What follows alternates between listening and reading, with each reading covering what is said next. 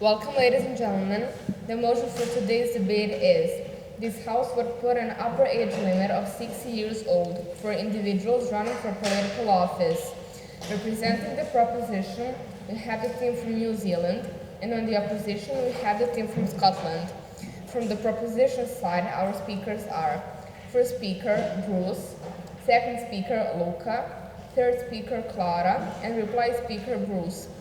On the opposition side, our speakers are: first speaker Mia, second speaker Sophie, and third speaker Callum, reply speaker Sophie. Each speaker will have 8 minutes to deliver their speech. The first and last minute of each speech is considered protected time, during which points of information, POIs, may not be offered. The judges will signal the end of protected time at the 1 minute mark, after which POIs can be offered, and will signal the return to protected time at the 7 minute mark. At the 8th minute mark, they will give a double clap or ding to signal the end of the speech. Additionally, there will be 3 claps or dings at 8:15, and the judges will stop listening at 8:30. Best of luck to both teams. I now hand over the floor to our chair judge.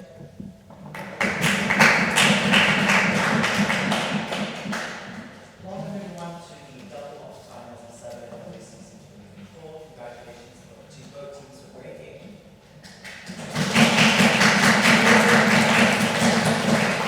Before we start the round, have a brief introduction to the panel. My name is Arjun Malaysia. I'll be here for this round. This is my panelist that introduces himself and friends.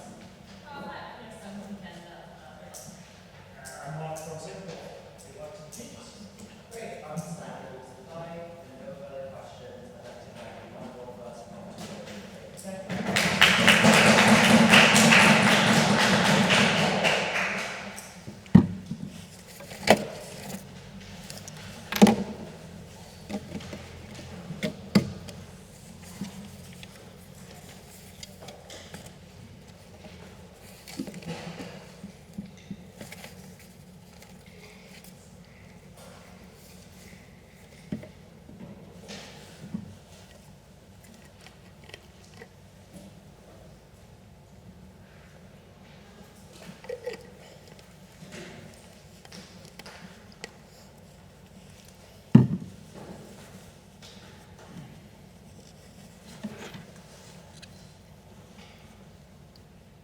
Panel, in South Korea, we put an upper age limit of 55 years on all pilots because the risk of potentially failing mid-flight could lead to hundreds of deaths.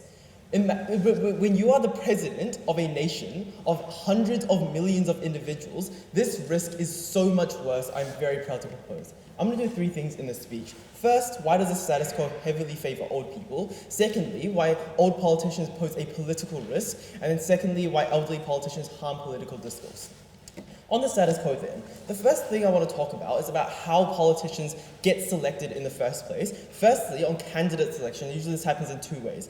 A, when party leaders or committees decide, this looks like in the UK or New Zealand, no, party leaders tend to be disproportionately old because first, the longer you've been in politics, the more clout you tend to have and the more reputation you tend to have. But secondly, you often have to be rewarded or be seen to be rewarded for your past service. This looks like how the Australian Labour Party will almost always pick Peter Dutton as their leader, or how Winston Peters will always be the New Zealand first leader in our country. No, older people are more likely to be comfortable with other older people, and this is very unfair to the young individuals. But sec B, on primary systems, like in the United States, old candidates are still likely to be the ones selected because primary voters are disproportionately old because first, voting in primaries is a very high incentive or high investment process because you have to pay to be a registered member of the party, but you also have to spend a lot of time to physically go to the party headquarters and stand around for hours to vote for your party leader. But secondly, old individuals are often single issue voters, like concerns about pensions that are very proximate to you as an individual, and they're extremely motivated to come out and support other older individuals. But second layer then, on the actual elections, why are old people still heavily favoured? First, they have the narrative of having experience, or like not shaking the ship, and so the lack of experience will always be used to attack younger politicians, even if this isn't true. Like in 2008, Obama was heavily attacked for being too young, even though he had been a senator previously. So this is often a vicious cycle because all parties feel the need to do this. But secondly, there's often very strong name recognition for older politicians because they've been there for a very long time. But thirdly, there's a lot, Thirdly, in voting patterns, the most reliable block of voters are often old individuals because they have a lot of free time, because they're very motivated, because they tend to be quite wealthy and have the capacity to spend a long time in line. So why do old individuals still get represented on our side of the house? First, we're not taking away their right to vote, and so there's still a very large electoral block, but secondly, there's still a very reliable voting base, right? So the issue in the status quo is not the old people in and of themselves, but there's far too many old individuals in power. What this means then is that on our side, we're able to cater more to young people. So, why do old politicians pose a political risk? The first layer to this point is the potential risk of mental incompetency. Because why does being in office link to mental deterioration? 4 reasons. First, there's extremely high stress, so you're responsible for an entire country of individuals or in charge of a particular ministry in your country, for example. And this puts an exorbitant amount of pressure on you as an individual. But secondly, there's a very high intellectual burden to being a politician. This is because you have to deal with very complex legal frameworks, international relationships, for example, or it's a very high skill than the average job. But third, it's very emotionally draining because everyone hates you as a politician, or at least half the country probably does. So you're always personally attacked for your failures of policies. But fourth, it's very physically exhausting, right? This is because you have to spend a lot of hours traveling or speaking at conferences, and it just spends very long hours, right? So for example, during preparations for the debate, Joe Biden spent about 15 hours a day sleeping from 8 to 11, right? It's very incredibly physically tiring on you as an individual. Why is this particularly exacerbated for old people?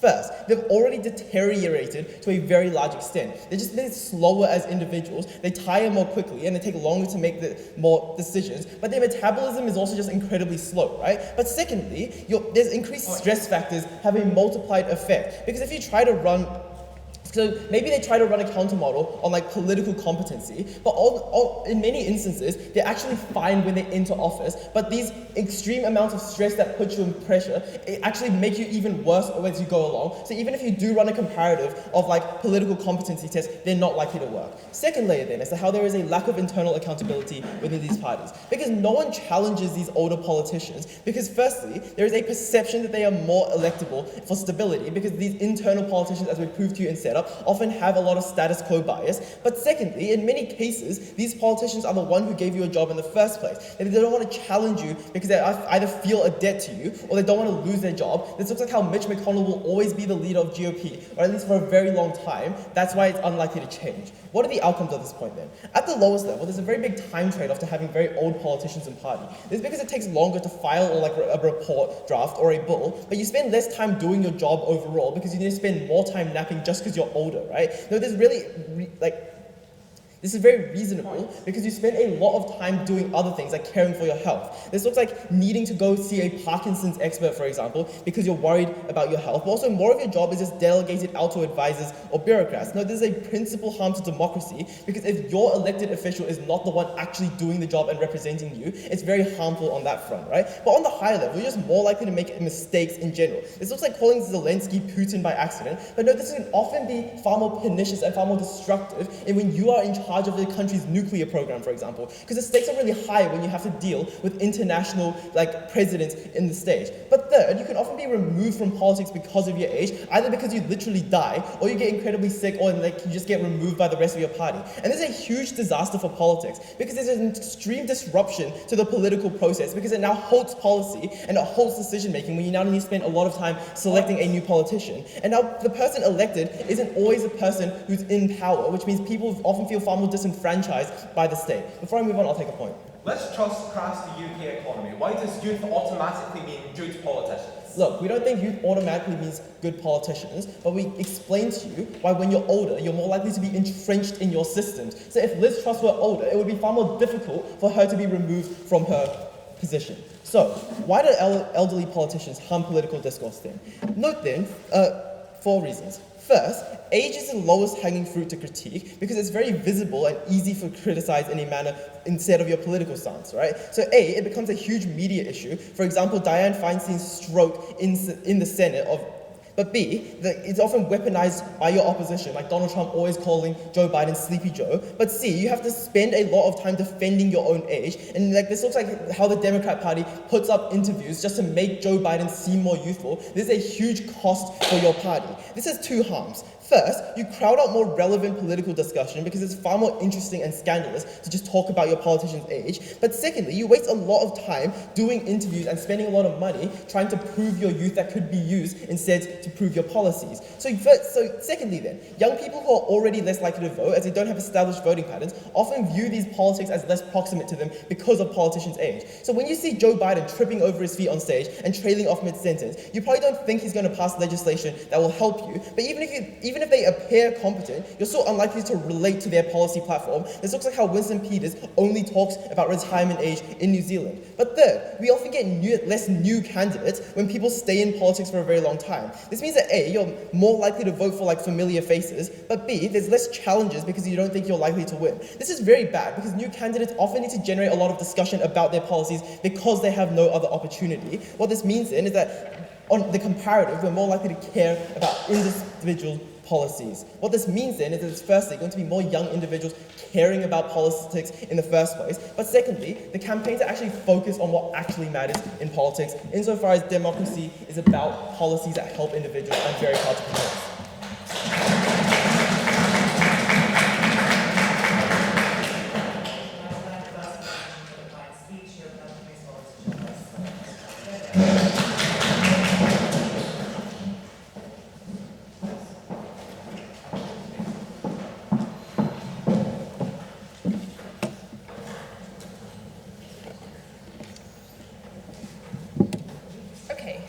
Can everyone hear me if I speak at this volume? Perfect. Okay, starting in 3, 2, 1, go. A political landscape without fair representation is coercion. We cannot stand for a world where people are left without their free choices. We oppose. A couple of points are set up, then rebuttal will be integrated throughout. Firstly, on our stance, we want to note that anyone with capacity can stand for election. We are fine with enforcing things like the age of legality, saying that only people who are over 18 or 21, depending on the laws of the nation, are able to stand, because they are unable to fill their obligations otherwise. We are also willing to support things like a capacity test to test whether politicians are truly in control of their senses and able to enact the offices in the correct manner. Notice, they try to tell us that we cannot have this and that it is ineffective. I'd like to respond to that here. Our capacity tests are effective because we can do them on a regular basis. That is to say, they can be done with every yearly health checkup, meaning we are able to test when someone's cognitive ability has declined since they've been in office. They try to tell you that removing them from office is this terrifying thing. It really isn't, panel. We have a variety of methods in place for us to be able to remove politicians who are failing to meet their obligations. We have vice presidents or vice prime ministers who are able to step up in these cases. But I want to respond to a few other things they try to tell you. They tell you that the nature of being a politician is inherently challenging and that leads to cognitive decline. To the extent that this is a challenging job, we think the impact that it has on people is limited insofar as they fail to meet their burden here. They are telling you exclusively about Biden, a literal 81-year-old. They are not talking to you about over 60-year-olds. The people in this round that you have to care about, that they have to justify, is limiting the ability of these people who are 61, not just those who are over 80. But what we think here is crucially, Biden literally steps down because of his age. I don't know whether this news has filtered down to the New Zealand bench yet, but they literally had to remove Biden because his age was becoming so problematic. That is to say, there already exist mechanisms for us to prevent people whose cognitive ability is in such serious decline from standing for election. We don't think that their model actually solves this. Okay, let's look at a second point of our stance then on what countries we're talking about. We obviously believe we're talking here about free democracies where people have alternatives to choose. First argument then on democratic principled rights and how we are the side that fulfills them. The thesis of this claim is that the state has significant power over your life, and only by allowing for you to have a control over the way in which you are coerced can this free democracy and this control of the state be justified. Why then does this right exist? We are born under the control of the state, having never accepted that coercion. We have never consented to being part of the state. It is simply something we are born into. That justifies an unconstitutional imposition on our freedoms. The state owes you in return some freedom back, and the way it gives that to you is through voting and, crucially, through the ability to stand for office. They try to tell you that voting is sufficient here, but it simply is not. Because when you are voting, you have to be able to choose whether you are someone who could represent your preferences greater and to a better extent than any of the candidates who are currently being fielded. They limit the democratic principled rights in two ways here. One, on removing the right to stand. Voting does not guarantee that there is someone who represents your preferences who could take your position in Parliament. We think that only by allowing someone to stand can we actually enable them to access their preferences. That is to say that if I do not see anyone in the political landscape who is advocating for what I want, I ought to be able to stand up and say, well, I'll do it then. I will stand for this person. They have to explain why they are willing to remove this ability to influence politics from these people. But 2, they remove the ability for people to vote freely. Let's note, the previous mechanism I've given to you applies to the people over the age of 60, whose proposition limit from standing. But this second mechanism applies to literally everyone who votes in free democracies. That is to say, you ought to be able to choose who best aligns with your preferences. Whether I, as an 18-year-old, choose that that person is a 76-year-old or a 25-year-old, it doesn't matter. What matters is, I ought to be able to make that decision for myself. If I believe that Biden's age is an issue, I ought to be able to, as literally happened, advocate for the Democratic Party to push him out. This affects everyone in democracy. They cannot outweigh this harm. The only 2 cases in which we are willing to infringe upon these rights in our society is if you are a minor, that is to say you cannot enact the ability of the state's office because you do not have full rights under the law, or B, you lack literal capacity, that is to say if you are literally imprisoned, you cannot run for office because you cannot be president from a jail cell. Those are the only 2 times when it is fair to justify these impositions. Proposition don't stand for this. But I want to weigh this principle then. The beliefs of individual people should be ultimately respected by a state which has coerced them into every choice in their life. That is to say, because we live in a world in which we have no alternative to the state that governs us, we have to be able to control the ways in which we are imposed upon. If we are unable to do this through voting and through standing in a free manner, we are just unable to get anything other than a coerced system. We respect choice over utility at every step of our principled obligations. That is to say, it would be completely unjustified for us to tie someone down and inject them with dopamine, even if that was an enjoyable experience for them. We limit their ability to choose the things which they are accessing. Therefore, even if proposition choose, these people would be better politicians. What matters here is choice. Before I move on to my second argument, I'll take a point. So if your principle is fairness in democracy, why is it fair that a majority of politicians are over the age of 50 when that is a minority of people in society? I'm going to explain in my second argument why they are the side which actually limits the number of people who are able to go into politics from alternative backgrounds. Second argument then, on the benefit of having people with life experiences in politics. The thesis of this claim is that only on opposition are we able to get people from different backgrounds, different career experiences, and different life lived experiences in politics, creating a political landscape which is more varied and enjoyable for the people who engage in it. 2 ways in which this is true. Firstly, on getting people in politics who have access to valuable life experiences. Notice, the trend of politicians increasingly coming from older age categories is driven by people having previous careers before they went into politics. That is to say, people who were doctors and became so disenfranchised with their government's health system that they went into politics to try to advocate for change. That is why we see older politicians under the status quo. Having access to these lived experiences means we break the political bubble, which encourages people to just live in the echo chamber of Westminster or the Capitol Hill. We think only by allowing people to have lived experiences are we able to actually enact the changes that people need in their day-to-day lives. We think that when you have lived experiences, you have more knowledge on the impacts that you're able to make in policy. But look, this is exclusive. They might try to tell you that people are still able to have careers before they go into politics, but this is not true. If you want to have a meaningful career as a lawyer or a teacher or a doctor, you have to dedicate 20, 30, 40 years to this career. Even if they get people going into politics after having been an accountant for 5 years, they just have had to sacrifice a great amount of lived life experiences to get to that point, and are never able to actually access the knowledge which would enable them to make the policy decisions which are the most successful. But, additionally here, even if you have had a career that lasts for 20 plus years, why are you unlikely to go into politics under their side? 2 reasons here. 1, on the limited benefits. If you are 50, you know that seeking re-election is not worth it for you, because at maximum you're going to get, 2 electoral cycles in politics. That just isn't enough for you to be able to make the mark you would wish to. But 2, you know that you're just unlikely to succeed. That is to say, it often takes people a long time, as they concede, to work up their way in the political system, to get the name recognition, to get the donations, to get the support, in order to be able to actually access politics. They lock people out of doing this by ensuring that only career politicians are able to rise up, not those who have any actual lived experiences. But 2, on access for different people.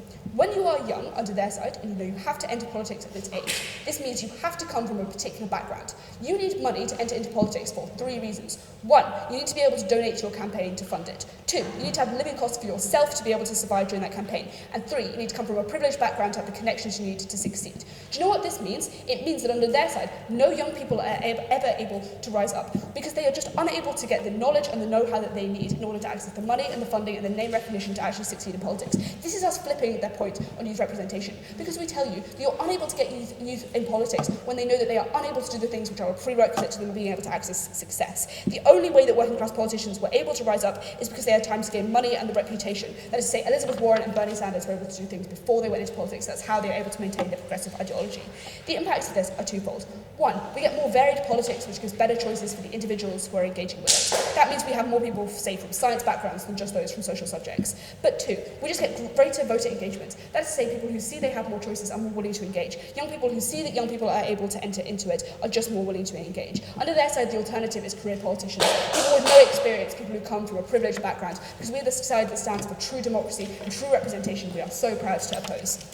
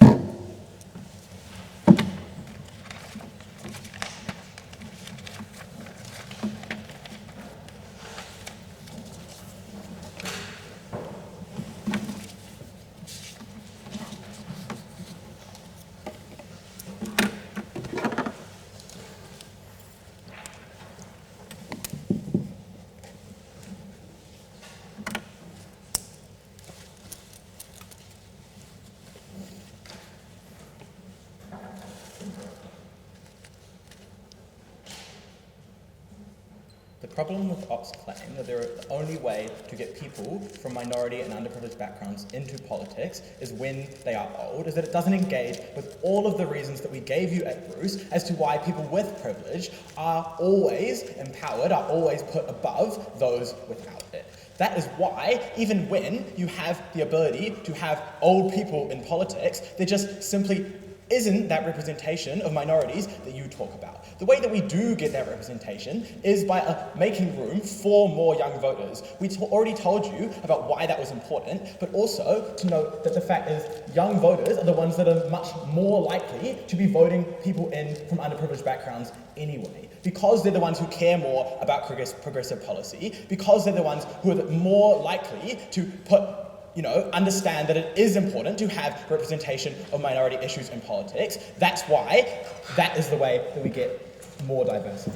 I have a few things I want to talk about in this speech. Firstly, dealing with their principle and clashing it with our material on how we get better political discourse. Secondly, then, on the capacity of these old people in politics, and thirdly, just dealing with this material on life experience. So what do they say in their principle? It's important that we have the right for anybody to stand. It is unclear then why they support the age of legality and not this restriction that we are putting on people. Because the age of legality is in place because it says that somebody is incapable of running, somebody doesn't have the mental capacity to run when they are too young. Why then do you think it is okay for people to run when they're over the age of 60? We already told you all reasons as to why their mental deterioration happens, as to why it particularly happens when these people are in office. That was never engaged with. You need to deal with that material. But their whole mechanism is just that anyone can run and that is important. We gave you structural reasons as to why older politicians are structurally locked into power anyway. The fact that, one, their reputation is compounding. Secondly, the old voting bias. And thirdly, the fact that youth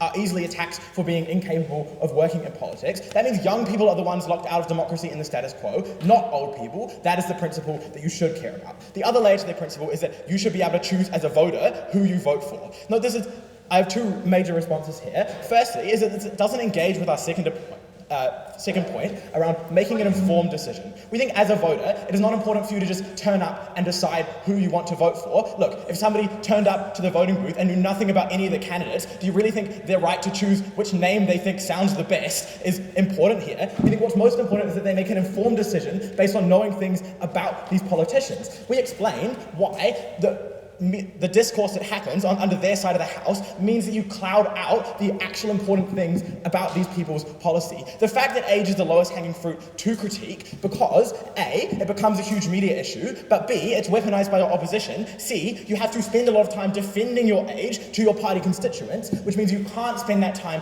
on talking about your policy. But D, also just that's what becomes the thing that people talk about. It is much easier for you. There is much lower barrier of entry. You feel like you're able to discuss that Joe Biden shouldn't be in politics because of his age instead of talking about the policy. That just means that you just get a less informed populist voting. We cannot stand by that because that is the thing that undermines the principal harms of democracy. But the second thing I want to say here is that young people already aren't able to choose who they vote for. They're already not engaging in that right to choose in the status quo. We told you young people are disengaged from politics. There are 4 reasons for this. Firstly, because they don't have already established voting patterns that they can just rely on to vote in a particular way. But secondly, because they have other concerns they view as more proximate, since politicians don't cater to them. This doesn't mean that the things that politicians are doing aren't relevant to them. They are talking about education, they are talking about climate change, but they're not framing that as the main thing that they are pushing, but it's things that they're doing behind the scenes. We think these are things that young voters do care about, but because they're not framed in the main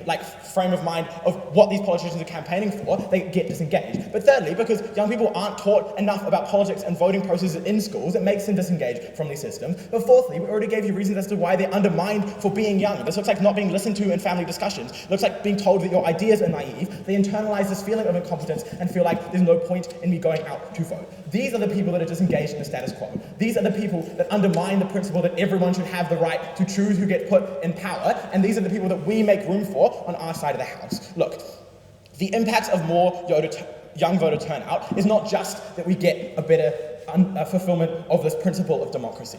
It is clear that the reason why the principle of democracy exists is to ensure the best utilitarian outcomes for everyone in the population. This is why we get things like more progressive policy when we get more young voters in, because that is what young voters care about. There is a reason why politicians are able to just undermine climate change and throw those issues under the rug, because old people don't care as much because they're not having to live into the future generations that are going to have to deal with its effects. It looks like old women in politics not caring about abortion rights because they're not the ones who are going to need to have abortions in the future because they're already too old. We think the comparative is when you have discourse around policy. This is incredibly important because this is what mobilizes voters. We think that insulting somebody based on their traits, based on their age, is not the kind of thing that will incentivize a person to skip a day of work, to wait hours in line to go out and vote. The only thing that will be able to do that is when you talk about policy, when you talk about the things that people actually care about. Maybe Trump calls Kamala a virtue signaler, but if he can point to Biden stuttering and stumbling, that's what disincentivizes Democrats from voting, and that's what undermines democratic principles. Then on our material, next, on the capacity of these people in Parliament. The only thing they say is that we'll have a regular basis of capacity tests. Firstly, it is to say that there are degrees of deterioration.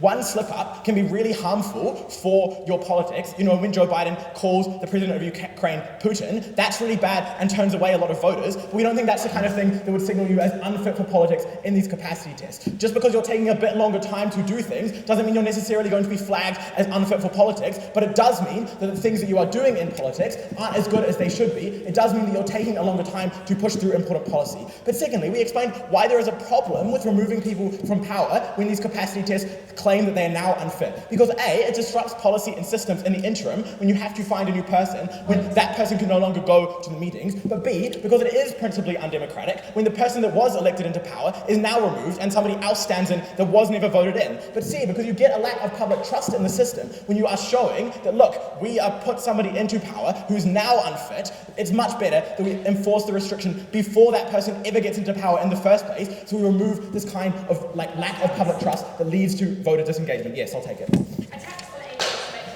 On your side, young people without confidence are turned off from the political landscape when they are portrayed as inexperienced and incapable. This attack is entirely symmetric. Yeah, but it's much easier to do that when you have a large degree of older people in politics to push that kind of rhetoric. We think the mental deterioration material is really important and should be weighed really highly because A, even if it is only a low probability that they suffer a major health issue and have to decline and have to step out from politics, I just explained why that's really harmful for the kinds of really important decisions that they're making. But B, because of the scale of impact that these people have, they're making decisions on behalf of the entire country, they're making decisions that affect millions of people. But C, because the spectrum of deterioration means we don't have to prove a black and white tipping point between being fit and being unfit, but even if you're somewhere in the grey area, it's still really harmful. Look, The most important thing in this debate is the fact that the people in power that make the most decisions, that have the greatest impact on the people that they are constituents for, the people that they are caring about, are not fit for doing so, or that they do not represent what these people want. If you care about democracy, if you care about the lives of the people on the ground, we should be catering towards those that are the most disenfranchised, and we should be locking people out of politics who are going to be unfit for running, who are not going to be able to make the right decisions.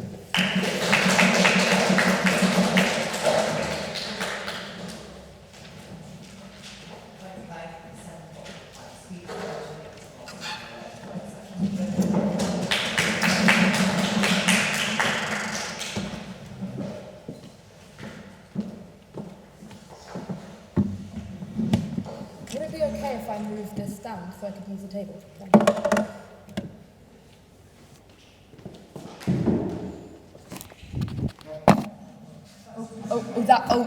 That's picking me up. Okay, sorry. Thank you.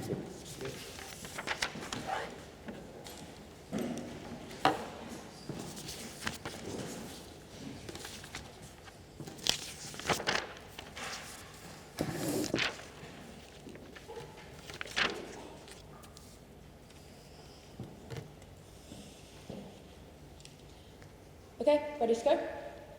Okay, I'll start in 3, 2, 1. Democracy is a fundamentally non-utilitarian structure of governance. It says that even when we elect people who actively violate our interests, who make our economies worse, the impetus is on the voters to opt to vote them out. If we always maximised what would be good for the voters, we'd put them in boxes where we gave them what we needed and injections of dopamine to make them happy, or we'd put them under benevolent dictatorship. But we don't, panel, because we always value democracy over an outcome of utilitarianism, or we fall into dictatorship. We're very proud to oppose. A couple of themes in the speech. First, I'm going to look at the democratic principle, rebuilding Mia's point and weighing this over all the other material in the debate. Secondly, I'm going to quickly get rid of their idea remaining about cognitive biases. Then we're going to look at the nature of politics, about discourse, about young people, rebuilding Mia's analysis on why life experience matters. Firstly then, let's look at the democratic principle. Their first response to this is to say, oh, you're inconsistent because you support things like the age of legality. Let me remind you of Mia's framing here. She tells you we support things like the age of legality because you physically can't be a politician who don't have the right to vote in the first place. This is not a contestation of whether these laws are correct or incorrect, but not having the capacity in these scenarios means you literally cannot be a politician. But additionally, we're happy to say that capacity matters in these scenarios. So if there is a material correlation with people of a young age not having capacity, we're happy to limit them. Not a contestation of whether that exists, but when and where it is legitimate. Their second premise is that young people are locked out so you violate principles. No, panel, this is evidently not true. Structures and trends in democracy are very different to constitutional changes, which is powers that be, like the parties that tend to dominate, two-party systems, or trends in who votes more, are not constitutional amendments that lock people out. So young people being comparatively less represented, if true, is very different to preventing any old people from standing. I think they get away a bit with trying to say, oh, leaders are old, but this prevents anyone over 60 from standing to be any representative. That is a massively different infringement on rights. So even if that material is true, that young people are comparatively less represented, it is much more of a violation that old people are never represented, that they can never vote for someone. The final thing then is to say we don't care because they should be informed. You violate the principle of democracy by not having informed voters bring in their discourse point. This relies on discourse points, so when I refute that later, that will also deal with this. But additionally here, this just fundamentally isn't true. And when we would support a level of information, like people having access to free media, as they do in democracies, we don't think this is a prerequisite. Because the point is here, panel, the state has a coercive power over you. And the only way that we prevent that being an overstepping of their power, that they violate your freedom and impose things on you, is that you have the capacity to choose no matter who you are. We don't lock poor people out of voting because they have a lesser standard of education and therefore no less, because we say that their choice is equally legitimate. And we told you, crucially, that this infringes on two ways, neither of which they directly responded to. The first is that the capacity to be a representative is an extension of your right to vote, which is to say, your right to vote is only legitimate when you could represent yourself if there wasn't someone you wanted to vote for. Representative democracy only functions in those scenarios. And given this means that old people can no longer represent themselves, it locks them from having full access to choose who represents them. But secondly, it just removes the right to choose from everyone involved. So if you're a young person who wants someone like Bernie Sanders or Elizabeth Warren to represent you, you just can't select them at all. And this is a massive sector of the population. People over 60, panel, in fact, a growing section of the population as we trend in an ageing population population direction. And what that means is there is a huge segment from whom they absolutely remove the right to choose that capacity to represent them. This is a violation of democracy. And what this means is, even if they prove to you that democracy doesn't function perfectly, they infringe on the freedoms and democratic rights of everyone involved in that democracy. And that's something we cannot stand for, because it's tantamount to state exerting a coercive and abusive power over their citizens. But let's get into the meat of this round then. I just want to deal with this cognitive thing, because I think they run a lot here and they really shouldn't. Because panel, this just involved in such fringe cases, right? They're banning over 60s, but cognitive decline is happening predominantly over 75 into your 80s, right, for most people in these scenarios. Notice also these people are probably people who have access to good healthcare, take their vitamins. You might select an old person, but you probably don't select one who's dying imminently. So probably we're selecting out the people who are worse in those scenarios. So I don't think they're fulfilling their burden. But also, extend this panel. This would mean stopping disabled people from standing, because them using a wheelchair limited the amount of time they had to govern because it took them longer to get places. Just because they might have limited capacity comparative to other people means we should create access for them in those scenarios to make it easier for them to govern, not remove them because they aren't the perfect version of a person that we envision.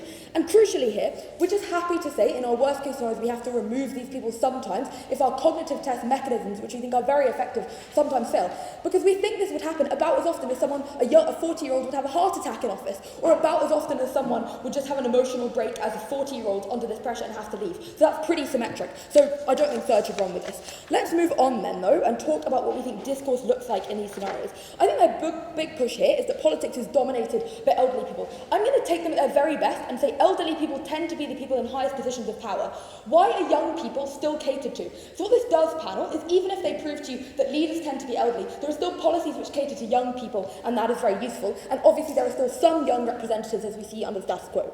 Firstly, young people are huge social contributors, which gives them unique leverage over the government. They're people who are working, contributing to the economy. They're people who can vote with their feet, who can very frequently take to the streets. They're people who can strike from work and reduce your economic output. They're people who are active in the media. So comparative to elderly people, they exert a massive social force in society, and they shift trends. But secondly, they just have they're a vested voter base for politicians to invest in, which is to say, they are a previously untapped group, which is why there's so much capital under the status quo to increase their engagement, as we've seen as a massive uptick over the last 10 years.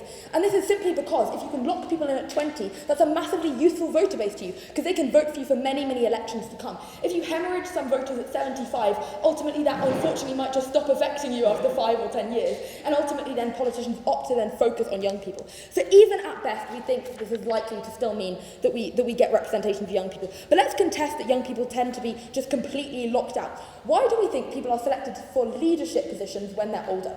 We're happy to say that we select people when they're older because they've done more years in the job. They talk to you about recognition. That comes with experience, which is not exclusive to age. You could have a 50-year-old who has done it for 20 years, or a 70-year-old who's only been it for one electoral cycle. So this isn't exclusive to age. These mechanisms they provide are much more about experience. And we're happy to say that, because we do think you should spend years as a lawyer before you become a judge, because those things guarantee your levels of experience.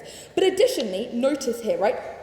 Just alternatives here, like having no young people would always be electorally damaging, because you'd have call-outs for lack of diversity. And all of those things, would be really dangerous to have the absolute domination they talk about. I'll take that. Democracy is about a balance of rights. So if the most powerful people are the most coercive, why should we restrict their ability to do that? Because you restrict them so much more than you liberate anyone. So I've just proven to you why young people have significant influence, why in fact that influence is growing as they become more and more engaged. We see more and more young representatives because we're lobbying against this dominance. This dominance can shift at any moment. It takes young people voting with their feet, but their constitutional change harms everyone. On discourse, they try and tell you, oh, you just talk about age.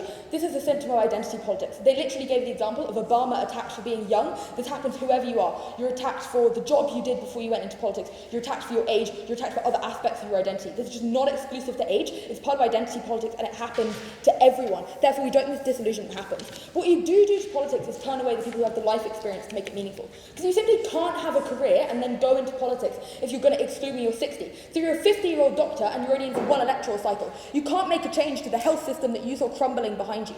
And without that, you get entitled career politicians. So even if you get young people, they're people who play the game for the game rather than try and make an influential difference. And this matters because representation isn't good. It isn't necessarily good for young people if they don't cater to them, because they're not running on principle, they're running on utility. So even by their own metric, if you want people who change the structure of society, it needs to be people who have experience in those structures, and for these reasons, opposition.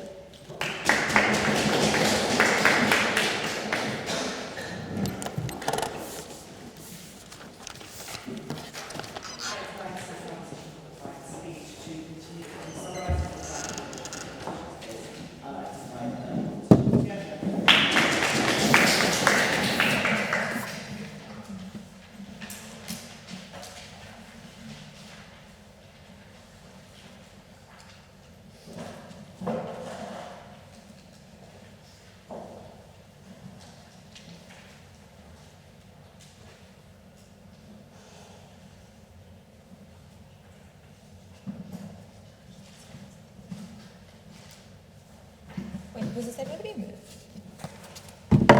You moved as well.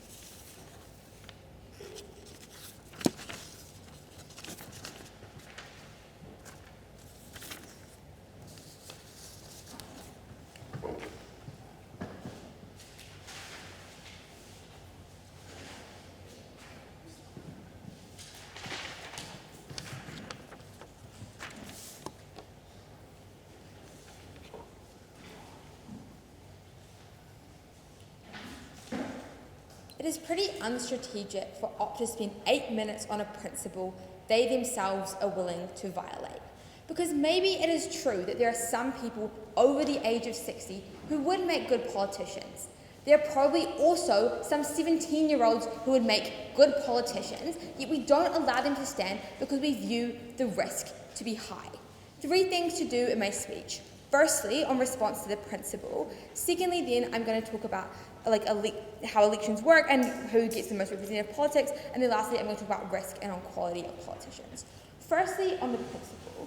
As I said to you in my introduction, we think that they kind of knife their principle with the age of legality, because the reason we don't want young kids running for office is because we think they aren't mentally developed. On the comparative, we think that old people are probably likely to have mentally deteriorated, or at least there's a higher risk of that. But note also, there are other limits that already exist on ages of politician. For example, you have to be 35 to become president in the US. It's not about the age of legality. It's about competency. But secondly, on the right to run for office, I don't think it matters that much, right? It's more important that you have politicians who are likely to represent your interests, which I'm going to prove to you why we get that better on our side, than that you have the right to stand for yourself. Because most people don't want to stand to be a politician. That means the scale to which this right is actually violated is quite low, proportion weigh that highly in the debate. Note lastly, they don't actually explain to you why it's specifically harmful to, quote, coerce people into better outcomes. They only assert it to you with extreme examples. But the state often forces you into things that give you better outcomes. It looks like they make you go and do rehabilitative programs after you commit a crime. If it's okay for the state to do that in some instances, they need to explain why the state isn't able to do it in other instances. At the end of that, I don't think that you should give the debate on a principle where it's very unclear in which circumstances we think it should apply. So let's talk then about who gets the best form of representative democracy. They bring to you a lot of material on life experience and people with different lived experience. But note firstly, it's unclear why these people are likely to get elected if establishment politicians are going to lock them out anyway. If Mitch McConnell can just lock you out because he's super old and he doesn't want teachers running for office, it doesn't really matter if you have the capacity to do so. But secondly, we think that they tell you that we're going to get only the privileged young people able to run for office under our side. But I think it is better that we have a privileged young person like Obama who is able to run for office, because there's a balance between privilege and coming from a marginalised background. And when you have the double bind of being old and from a marginalised background, which means you're more likely to get turned away.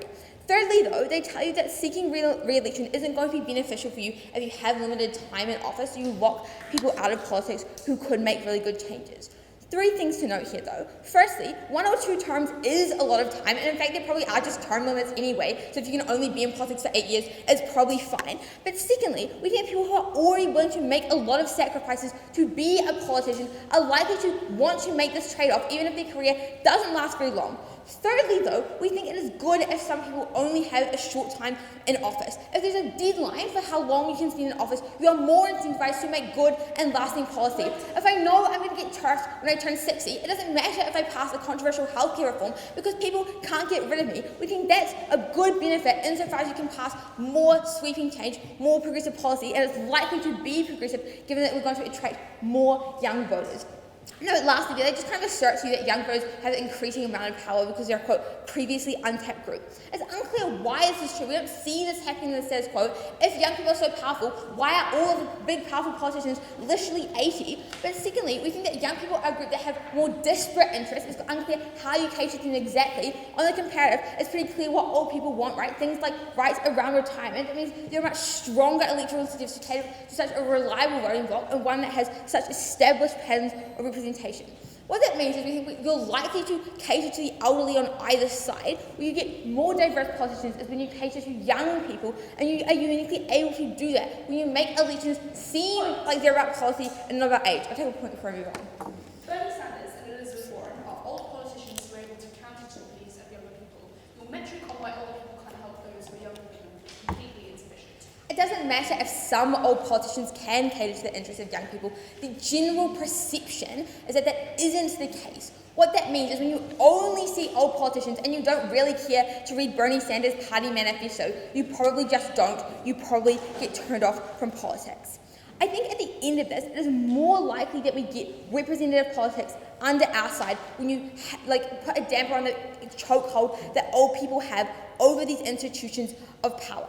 And note that they don't really respond to what we tell you about age being particularly low-hanging fruit. It's easy to attack. It's easy to make this the issue that elections are. They just assert to you that you're going to do that to the same extent with young people, but if you significantly reduce the amount of old people there are to compare young politicians to, that metric for attack goes away. At the end of this, it is more likely that we get representative politics because there's a higher incentive to cater to young people. You aren't just an old politician who only caters to your old friends anymore because you have gone to a retirement home. We still represent elderly because the electoral incentive to do so exists, but we uniquely appeal to young people and therefore are more likely to get policies that are important to them. I'm going to talk now about the quality of politicians. I know that they tell you that risk only occurs in a few circumstances, so it doesn't really matter. But I want to note at the top of this point that even if you don't believe the risk is high, the voters do. When the entirety of the US presidential election has just been a smear campaign against Joe Biden's age, when every second TikTok is an edit of him spacing out, there's a very strong perception that the risk is high. That means that people don't have faith in their democratic institutions because they're afraid the president they're going to vote for will literally die 2 years from now. Even if Joe Biden doesn't, or even if another president wouldn't, or even if there was a mechanism to replace him, people lack faith in their democratic systems when they think their politicians will literally just die.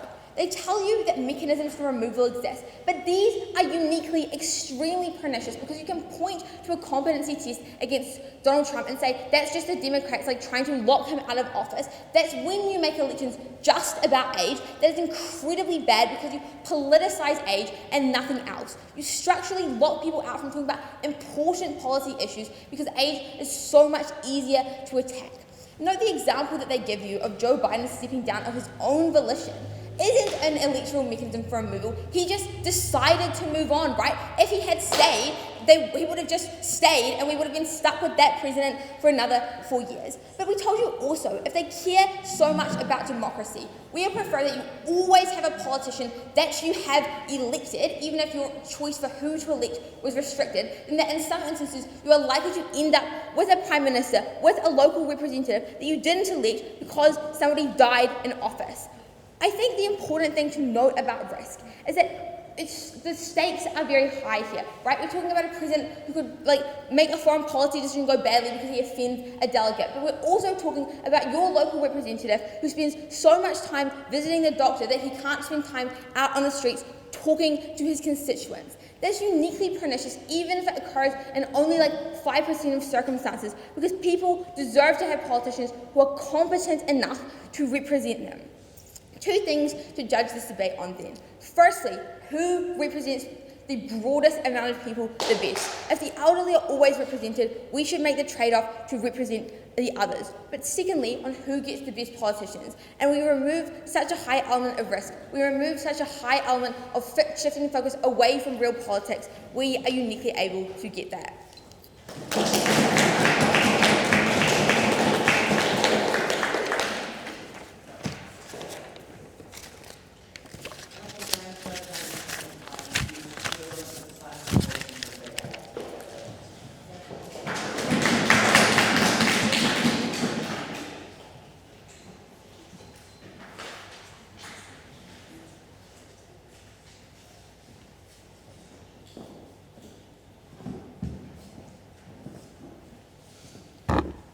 Can I move this like the corner?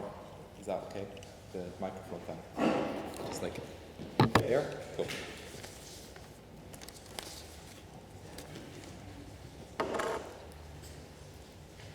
Can the panel hear me if I talk like this?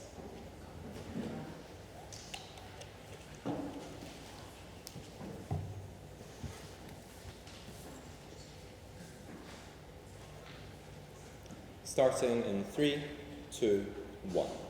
Democracy is not an empty principle. It is the most important thing in this debate. If you're not able to vote for who most proximately aligns with your preferences, if you're not able to have the option to stand yourself when you do not see anyone representing you, they ultimately fail the principle of democracy. They might as well form a technocracy. A couple of things in this speech. First of all, quickly on the principle, because the responses are very weak. Second of all, on engagement in voters. Third of all, on capacity and experience looking at the politicians. First of all, on the principle. I want to weigh this over utility, because they tell you we care most about utility in this round. But no, people choose bad policies all the time. We got Brexit in the UK. That was very bad for us in a lot of cases, but we supported it because it was democratic and there was a referendum. Bad policies do not undermine democracy. They give you a couple of responses to this. First of all, they tell you that, why are you not letting younger people run for office or vote? Two problems. One, we tell you the reason for that is because they don't have legal rights. That is already the precedent we set in society. We don't need to justify that, we just need to tell you that is the precedent that currently exists. But second of all, even if this is true, that only mitigates the principle. We are still trying to maximise the principle to the greatest extent by not putting further restrictions. They never explained why this response took it down. Secondly, they tell you that you need to be informed to access your democratic principles. Two responses. One, we'll take down your discourse argument about where you're not informed, proving it practically. But second of all, you do not need to be informed. Otherwise, you're supporting things such as a political knowledge test. That's a whole other debate. I just think the vast majority of the population don't know everything about politics. This is about having the option and the opportunity to voice your opinion, even if that opinion is slightly uninformed. But the final thing they tell you in key 3 there is that they forces you to do lots of things such as go into rehabilitation and the justice system. The problem with this is that is exactly why we need voting. The reason we support these things and the reason we support the power the state has over you is because you can vote. Because you also, in terms of the justice system, you are able to participate in things such as juries. The reason we support that power is because of our principle that was not a response. We went on the principle entirely, we weigh it over utility. On the second class then, on engagement of voters. Let's look at their 3 claims here. First claim they give you is that discourse is focused on age instead of actual politics. 2 responses. 1. A note that this concedes their checks on age. This concedes that there is backlash when a candidate is incredibly old. This concedes all our checks and balances responses we give you down the bench.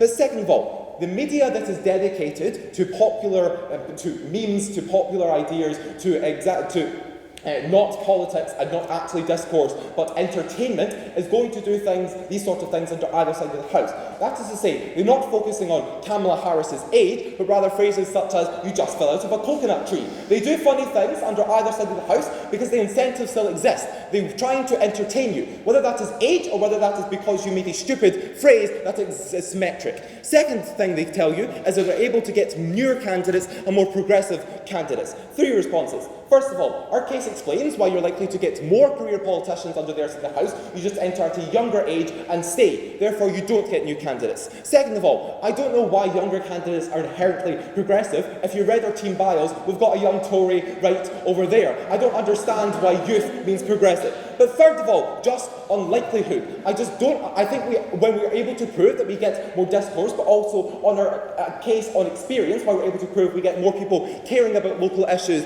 that is when you get better candidates. The third thing they tell you is that the youth is apathetic because old politicians are not proximate to them. 2 responses, then we're going to be incredibly comparative because they have failed to. 1. I don't understand why a 20-year-old likes a 40-year-old and feels very proximate to them. I don't know why a large age difference between youth and relatively old, in my opinion, is going to change. But second of all, I just think there are different things that you empathise with compared to their age. i.e., if they have a similar background to you, you're still going to empathise with them. If they support the same policies, you're still going to like them and you're still going to be engaged in politics. Age is not the be-all and end-all. Let's be comparative.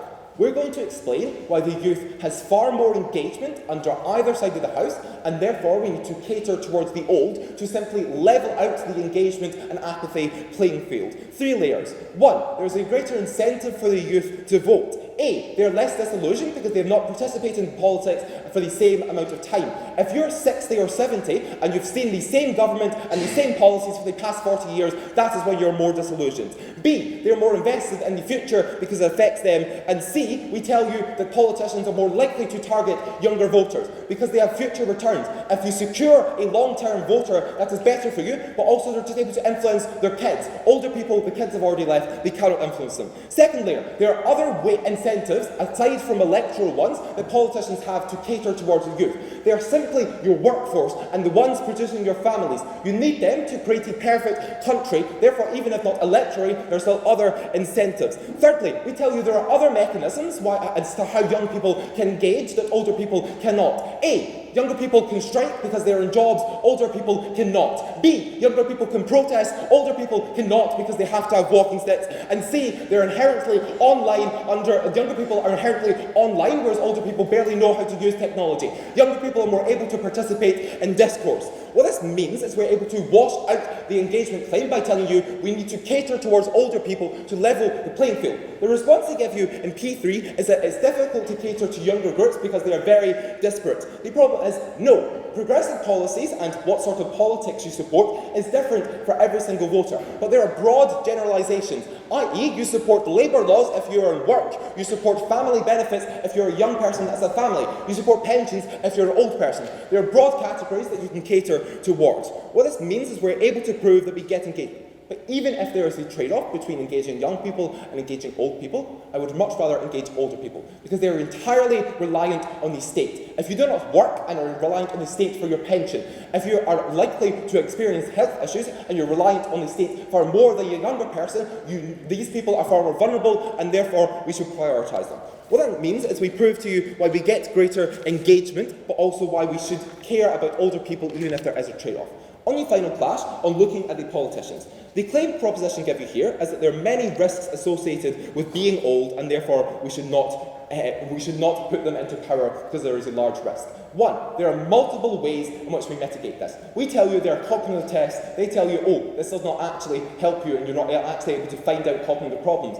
Cognitive tests are used by doctors in the medical industry. I just think they are true. We also tell you how you're just likely to have backlash if you're a politician and just constantly stuttering over your words and unable to form sentences. For all these reasons, I think this claim is incredibly mitigated. They try to extend this by saying that even if you kick people out of power, they think the disruption is enough of a harm to win them this debate. 3 responses. 1, again, this is incredibly symmetric. Younger politicians can also get ill. But also, younger politicians are subject to disruptions that older politicians are not. They're more likely to become a parent. That means they need to take parental leave. I just think there are disruptions under either side of the house. Second of all, this happens before you get elected. Biden stepped down before he was elected, therefore there was not a large amount of disruption. This largely symmetrises this clash. What Mia tells you is we are only side able to get experience. What this means is we can weigh on exclusivity under their side and likelihood. Under their side, you also have problems with mental capacity. You also have problems with risk. It is only under our side do you access experience that is crucial to getting good policy. You want that local doctor into politics so they can campaign for a better NHS. That is the impact we provide under our side. So proud to oppose.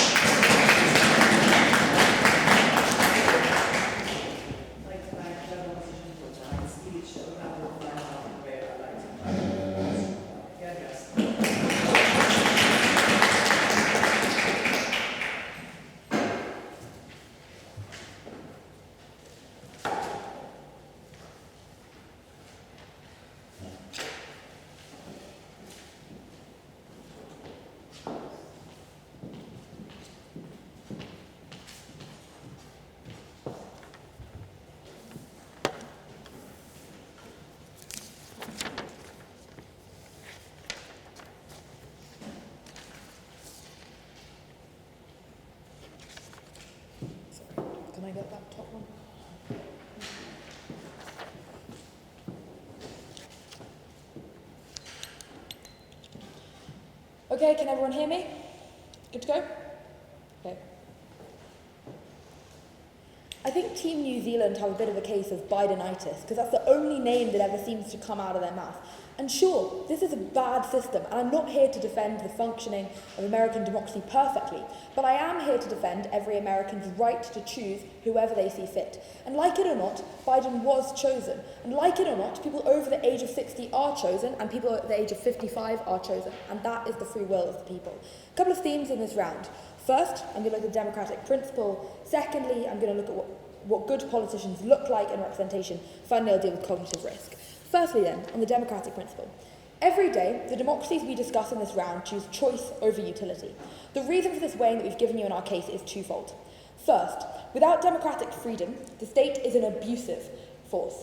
Third says, oh, but the state has other mechanisms to coerce you. But we only think that's legitimate because you influence the state, which is, this is a prerequisite to the state doing anything else is the capacity that you have to choose it.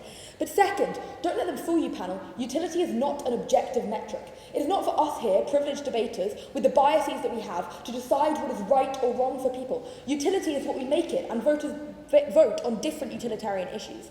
Therefore, the only thing that we can guarantee has a clear metric here is the democratic violations. Why do we tell you this fundamentally violated these things? The first is by violating the right to stand. We told you that the right to vote is only fully actualised when you could replace someone, because that's only when you have total choice. So if I can vote for anyone below 60, but I really want to vote for someone who's one of my friends or a colleague who would stand, or I want to vote for someone over 60 because someone I resonate with, I don't have free choice because they can't put themselves forward, stand and give me choice. But additionally, if you are over 60, you are just prohibited from being part of the state. Your only voice is through voting for other people, assuming there'll be someone else who listens to you. But secondly, it just violates your freedom to choose. And that is awful because we think everyone has a right to choose anyone who has capacity. But now I don't get to choose freely, and that's anyone in society, and that totally violates choice. Why do we think it's ever okay to violate these things? When we talked about the Asian minority, notice this crucially, panel. We didn't frame it that we thought young people were stupid, but rather, literally, because young people don't have all the rights that they need, they literally couldn't function because they won't be able to drive or vote, so obviously they can't. This wasn't about the merit of those policies, just the fact that that functions. But additionally, we were happy to stand over capacity. So if there was a debate here about whether young people or not had capacity, we'd be happy to lock them out if they didn't. But that wasn't part of the debate, it was about framing out people who had capacity. But why can they not weigh over this? Because a constitutional ban does not equal a power dynamic. Politics shift constantly, as we already see, but a constitutional removal is a guarantee of removing this right. So even if they win all of the other clashes, we already run on the violation of democracy. But why do we not think they do that? Let's talk about what the nature of politics is. They try to tell you that young people are systematically locked out of politics. They told you young people become disillusioned with elderly people. We told you this wasn't true, primarily because young people have so much social capital. They have so much vested interest in influencing the future. They're not as apathetic and disillusioned, but also they're a key voter group that people are trying to tap into. For all these reasons, even if all their material stand about whether they disproportionately chose old people to be in higher up positions of power, the having of young people in lower levels, like ministerial jobs or simple representatives, was sufficient because we could lobby for more influence. But additionally here, we told you that the presence of old people was integral to having good politics. We told you this because you simply can't be someone who brings in life experience. Because if you want to have a fulfilled career, that likely means you have to do that for a long period of time, up to the age of 50 or 55, or even above 60. And if you want to increase changes in actual systems like healthcare, that wasn't something you could do in an electoral cycle. It matters that we consistently, for years, have doctors on panels about medicine, that we have judges on panels about justice. They just remove these people very quickly, meaning the type of people you get are people who are playing politics for the game, not because they care about influencing those systems. So if you wanted good politicians, it mattered they were ones who had experience. Finally, the cognitive just fell out of this debate because evidently you don't select people who have major cognitive problems even if you select old people, that we're going to test them regularly, that we aren't going to restrict disabled people because they might take longer to do things. That's evidently not the case. We improved mechanisms to do with them the best that we can. And these mitigations meant that the risk of old people was about as proximate as Kamala actually falling out of the coconut tree, hitting her head and dying. So this just didn't have any delta in the round. For these reasons, opposition.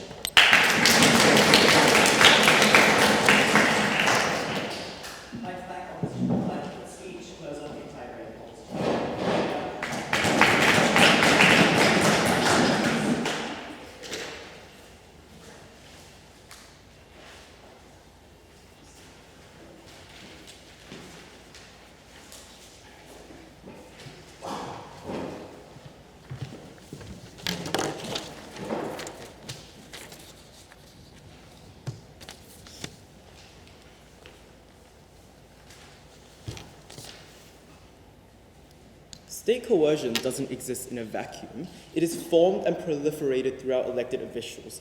The greatest barrier to running for office is not the legality of it, because it makes no difference whether or not I am 17 or 18. The reason I'm not going to get a chance at election is because of the structural elitism that locks people out of these opportunities.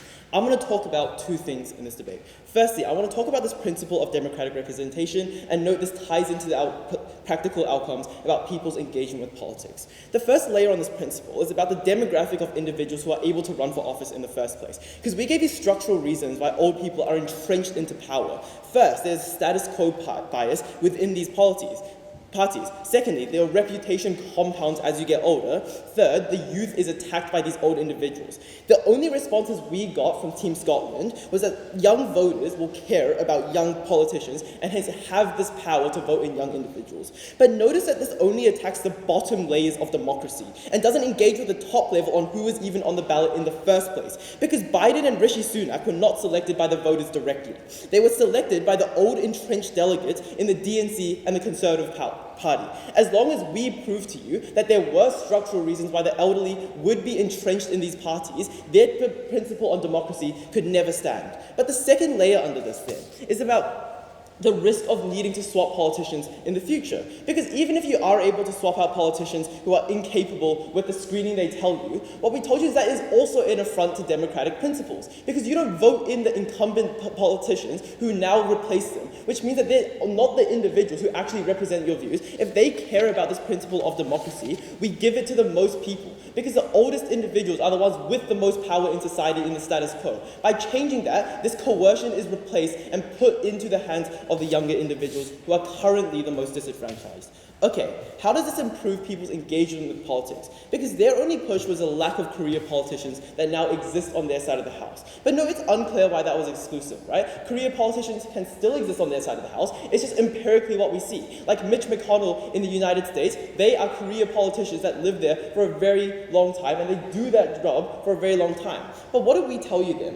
What we told you is, firstly, we're able to reduce the power of establishment politicians by at least 20 years. What does this lead to? We lead to more turnover in politics. What this means then is that politicians now aren't able to campaign on their own reputation. What they need to campaign on is the specific policies to which they're able to help individuals. What this means is political discourse actually increases on our side of the house, because they want to tell you that old people are the ones who are the most disillusioned with the state when they see the same parties being voted in over and over again. But those are the ones who are playing it safe because they want to see these same parties voted over and over. The people who don't want to see them are the young voters who want change in this political landscape because they see the same people gaining political influence. What we get then is we get a world where we get more diverse politicians because they're able to have more turnover rates when you have an upper cap on how old you can be. That means the Democratic Party couldn't have even began to run Biden this campaign, right? This means they could have spent more time with a wider variety of politicians campaigning on issues that actually matter.